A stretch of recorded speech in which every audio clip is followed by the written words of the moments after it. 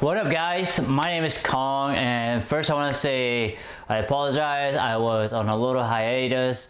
I got busy with life. Life do happen. I have a lot of things that happen. I keep saying this, but happened in my life, and I had to be away from making movie reviews. So I'm back again. I'm gonna talk about Killer Hunter. This movie is really a submarine slash special op slash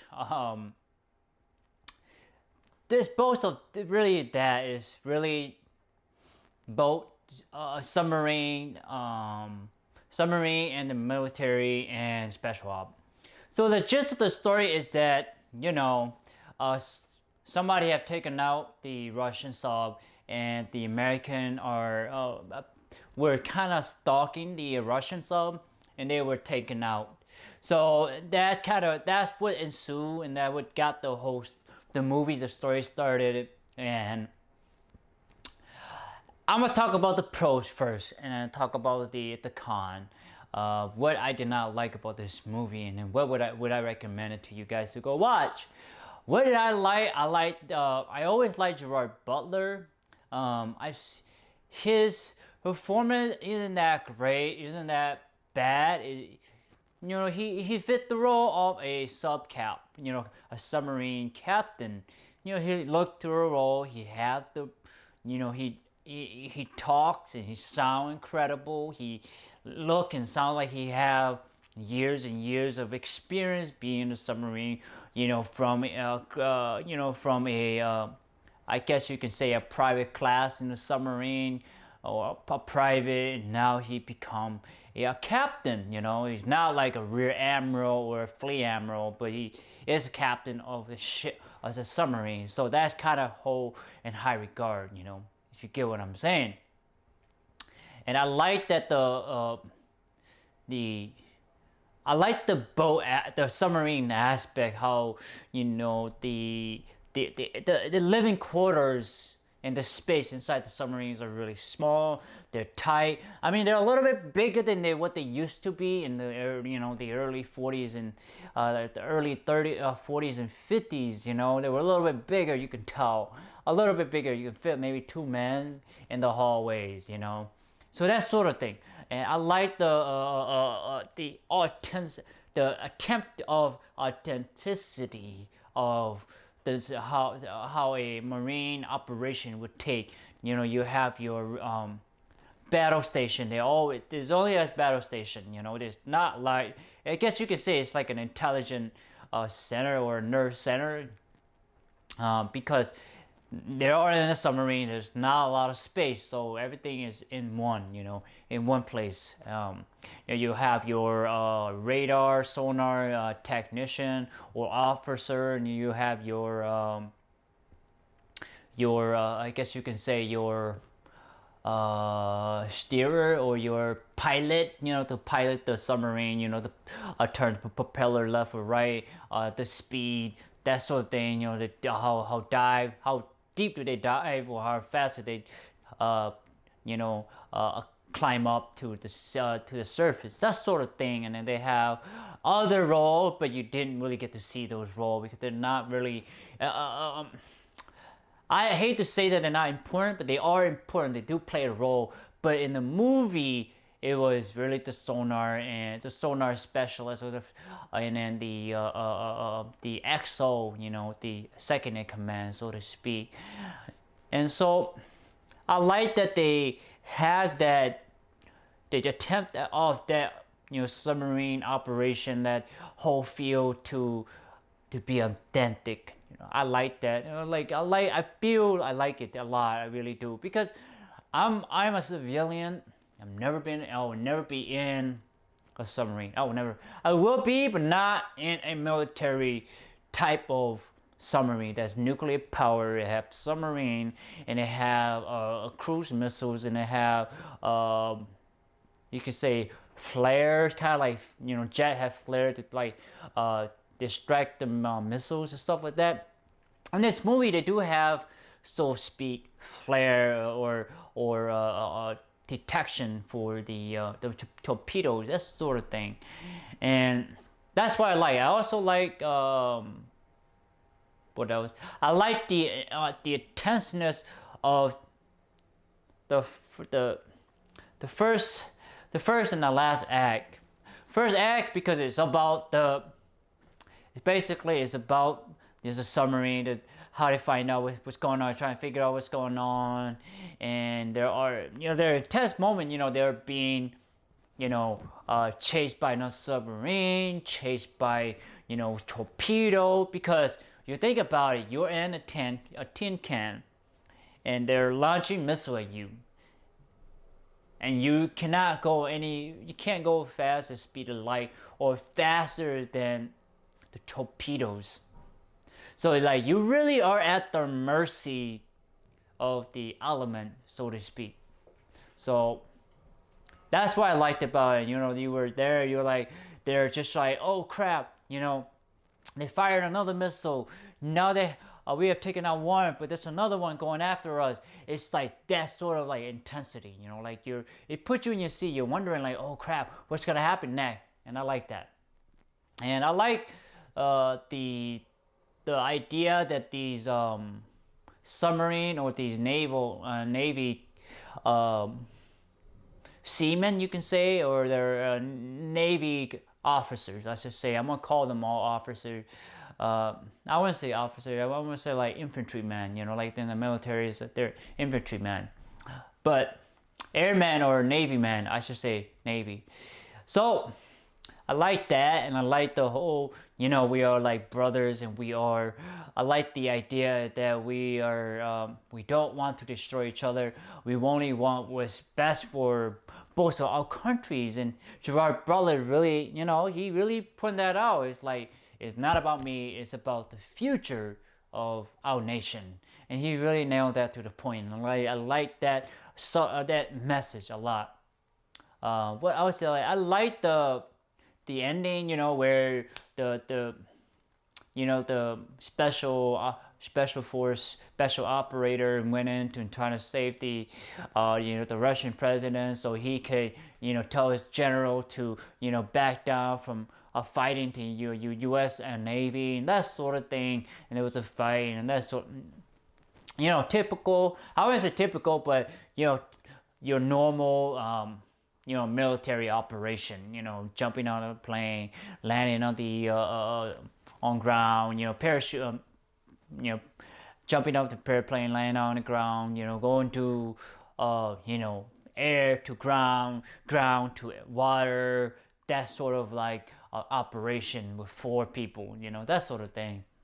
So what else did I like the fact that the Russian ship, the destroyer, were actually chasing them. It was kind of like that mouse and cat and mouse kind of game, really. They're the submarines are like the mouse, and then the destroyers are like the cat. They're dropping, they're shooting a missile that goes in, and then they shoot that, and they're shooting torpedoes and that sort of thing. And then I like the ending because Gerard Butler had opened the hatch where it had the cruise missiles. The cruise missiles can go all, like, basically is sea to land. Basically, that's the capability. It can go over long distance. That's the design of a cruise missile. That's what they call it, cruise missiles, because it can cruise over or long speed or cruise over long distance. And he's about like prior to that, I should say, the Russian minister had fired torpedoes or missiles at them. Basically it is land to water attack. So he's like, because essentially, since the Russian minister started the attack, that provoked not provoked, but it gave the American, the captain, Gerard Butler's character, the right, then the right to strike back or with deadly force, so to speak. But he don't want to do it because he doesn't want to start the war, and and you have this because he doesn't know that the Russian destroyer is gonna like attack them too. I mean, they say they won't attack them, but they didn't. They were there, and then what really I like the twist is that when the minister launched, I believe he launched another wave of missile going at the sub. Like what the Russian did, the Russian destroyer did, where they fire like I want to say these like 20 millimeters or 30 millimeters. I don't know how big of those ammos are, but it's basically it's like a Gatling gun, but it's like almost like a car length Gatling gun. It can go as supersonic and just totally nail all those missiles. And I thought that was really a really cool, unique way how the Russians is protecting the American, because the American had, so to speak, save and rescue the Russian president. So that was kind of a mutual relationship for the moment. It's like you rescue our president, and now it's our turn to protect you from, the defense minister. And after the Russian destroyed all those missiles, they launched 2 cruise missiles, and it totally like blow out the building. It was like shocking. I don't know how truthfully that explosion is, but it looked awesome. It's crazy how 2 cruise missiles can take out the building like that. I wouldn't be surprised that it can do that. And I've seen YouTube video where it take out buildings. That's not to be surprised. So now moving on to the con. What did I not like? I did not like the EXO. He was annoying as hell. He was like always there. He was kind of like that nagging kid. He was an annoying kid. He was an annoying, person. It was just, I find him utterly annoying. I did not like his character. What else? Not enough character development. Not enough interesting characters. Maybe other than the Russian submarine captain. I found he had some sort of, relationship with understanding of their role with Gerard Butler, and his relationship with the man that he trained on that Russian destroyer.